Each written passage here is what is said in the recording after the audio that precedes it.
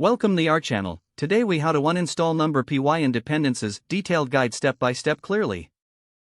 Open your terminal or command prompt.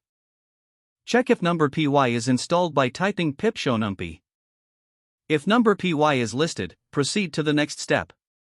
To uninstall NumPy, type pip uninstall numpy in the terminal.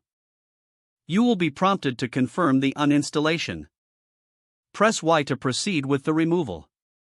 Next, check for any NumPy dependencies. To do this, type pip freeze to list all installed packages. Look for packages listed that start with numpy. If you find any dependencies related to NumPy, note them down. To uninstall these dependencies, type pip uninstall package _name for each one.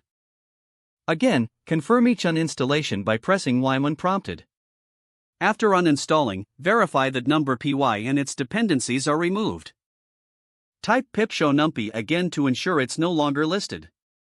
If necessary, clean up any packages that may have been installed with NumPy. You can do this by checking for orphan packages. If you're using a virtual environment, consider deleting the environment entirely if NumPy is the only package. To do this, simply navigate to your project directory and run rmrf env_name.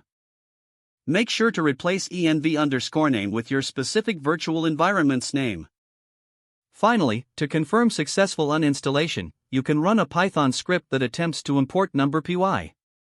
If you see an error indicating that NumPy is not found, the uninstallation was successful.